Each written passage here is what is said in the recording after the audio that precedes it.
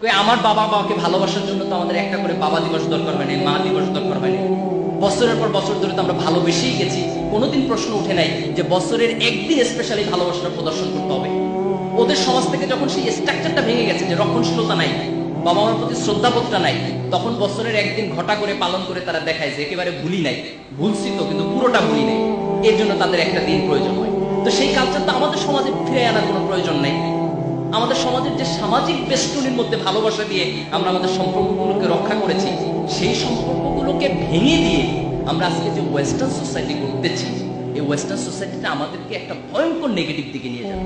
তুমি দেখো, AIDS, this is a great threat to the world. Statistics বলে পৃথিবীর মুসলিম মেজরিটি কান্ট্রিগুলোতে এইডস এর পরিমাণ কম, বিকজ এখানে এক ধরনের সামাজিক রক্ষণশীলতা আছে যেটা তাকে অন্য ধরনের রিলেশনশিপ এস্টাবলিশ করার ক্ষেত্রে বাধা দিচ্ছে। কিন্তু তুমি ওয়েস্টে যাও, আফ্রিকায় যাও, আফ্রিকায় 2 জন মানুষের মধ্যে একজন এইডস আক্রান্ত, 2:1। United States and Europe has been suffering from this fever, excellently suffer করতেছে, ভিগারাসলি সাফার করতেছে। এখন আমরা তৃতীয় বিশ্বের দেশ, আমাদের দেশে যদি এই প্রবলেমগুলো আসে তাহলে এগুলো আমরা ট্যাকেল করতে পারবো না। ওরা এইডস এর বিপক্ষে, এইডস এর বিরুদ্ধে কোটি কোটি ডলার ইনভেস্ট করতেছে, but we are poor country, we do not have such money. আমাদের যে ধর্মীয় রক্ষণশীলতা আছে এইটি আমাদেরকে এইডস এর বিরুদ্ধে আমাদেরকে সংগ্রাম করার জন্য একটা প্রেরণা দিচ্ছে। কিন্তু আমরা যদি এই রক্ষণশীলতাকে ভেঙে ফেলি তাহলে আমাদের পক্ষে এই এপিডেমিক ফরম্যাটে যখন এগুলো চলে আসবে, একটা মহামারীর মতো চলে আসবে, তখন এটাকে প্রোটেক্ট করা, এটার বিপক্ষে দাঁড়ানো, এটা কিন্তু আমাদের পক্ষে সম্ভব হবে না। আমাদের সোসাইটিতে এখন একটা ফ্যাশন তৈরি হয়েছে। কেউ কেউ মনে করে যে একটা শপথ লিখে দেখলে মানুষ সৎ হয়ে যাবে, কেউ কেউ মনে করে যে ব্যান্ডের সঙ্গীতে না বলে চিৎকার চেঁচামেচি করলে একদম অ্যাডিক্টেড হবে না।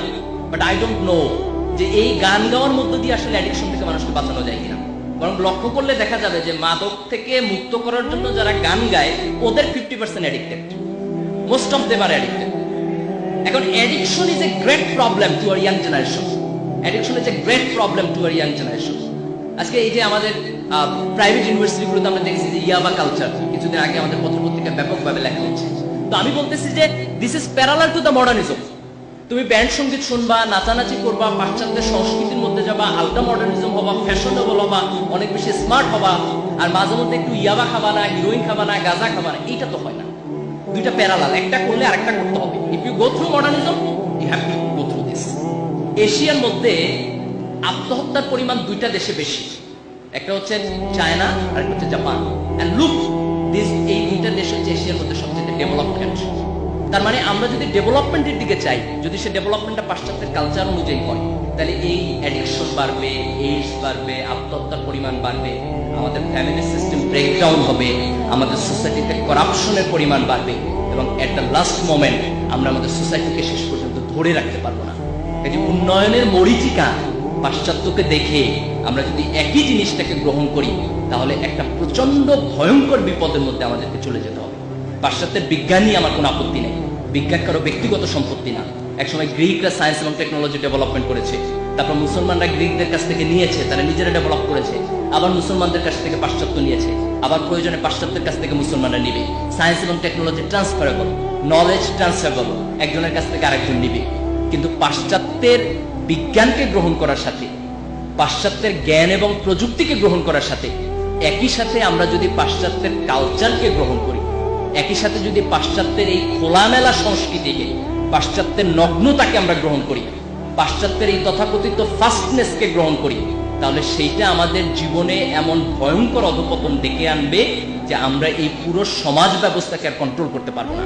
পাশ্চাত্য হয়তো তার নিজের সমাজের মধ্যে এক ধরনের অ্যাডাপ্টেশন তৈরি করে ফেলেছে, কিন্তু ওইটা আমাদের জন্য পরদেশী সংস্কৃতি।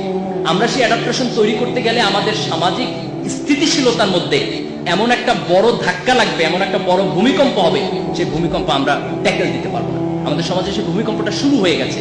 আজকে মোবাইল পর্নোগ্রাফি নিয়ে প্রচুর কথাবার্তা হচ্ছে, এখানে অভিভাবকরা আছেন, আমি খুব খোলামেলা বলতেছি, this is the burning issue. আমাদের ছেলে মেয়েদেরকে, আমাদের ছোট ভাই বোনদেরকে মোবাইল ব্যবহারের রেস্ট্রিকশন দেওয়া উচিত। কলেজ পিরিয়ড পার হবার আগে you should not use this.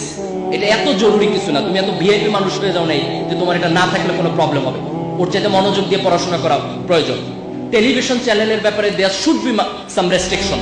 তুমি অবশ্যই বিনোদন দেখবা, কিন্তু দ্যাট ডাজ নট মিন যে আমাদের সমাজের উপর একেবারে ইচ্ছামতো কালচারাল আগ্রাসন হয়ে যাবে।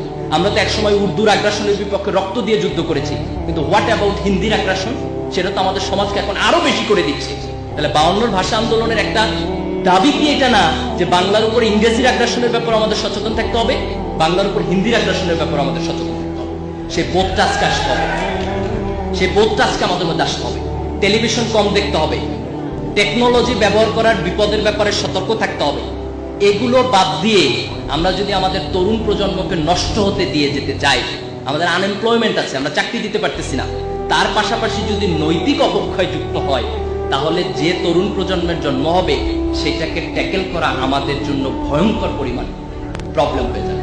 এজন্য তোমরা যারা এসএসসিতে জীবনের প্রথম সফলতা অর্জন করেছো, আমি একটু তোমাদেরকে স্মরণ করিয়ে দিতে চাই যে এই দেশ তোমাদের কাছে অনেক কিছু আশা করে, এই জাতি তোমাদের কাছে অনেক কিছু আশা করে। যে বাংলাদেশ একটা খুব দুঃখী দেশ যে আমরা আমাদের স্বাধীনতার এত বছর পরও এই দেশকে সত্যিকার অর্থে কিছু দিতে পারি না, এই দেশের মানচিত্রকে আমরা কিছু দিতে পারি না, আমাদের ঋণ আছে এই দেশের প্রতি।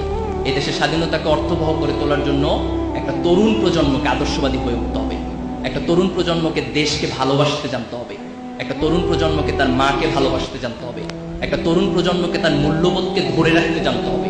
আমাকে বুঝতে হবে অন্ধ অনুকরণের মধ্য দিয়ে পাশ্চাত্যের মূল্যবোধের সবটুকু নিয়ে নেওয়া এটা আমার জন্য এক ধরনের দৈন্যতা, এক ধরনের লজ্জা। প্রাচ্যের সংস্কৃতি পাশ্চাত্যের চাইতে অনেক উন্নত। পাশ্চাত্যের জন্ম হয়েছে সারা পৃথিবীতে লুটপাট করে, তারা আফ্রিকার দাসদেরকে, আফ্রিকার মানুষদেরকে দাস বানিয়ে এবং এশিয়ায় উপনিবেশ স্থাপন করে আজকে পাশ্চাত্যের সংস্কৃতি উন্নত হয়েছে, তাদের ডেভেলপমেন্ট হয়েছে। এই লুটপাট করা পাশ্চাত্যের কাছ থেকে আমাদের জ্ঞান, বিজ্ঞান আর ইতিহাস শিখতে হবে না, বরং প্রাচ্যের ইতিহাস আমাদের কাছে অনেক বেশি ঋদ্ধ, প্রাচ্যের ইতিহাস আমাদের কাছে অনেক বেশি সমৃদ্ধ। সে প্রাচ্যের ইতিহাসের কাছ থেকে বোধহয় আমাদের একটু জীবন দর্শন শেখার প্রয়োজন আছে। এর বাইরে গিয়ে আমরা আমাদের দেশকে একটা কাঙ্ক্ষিত স্বপ্নের দিকে নিয়ে যেতে পারবো না।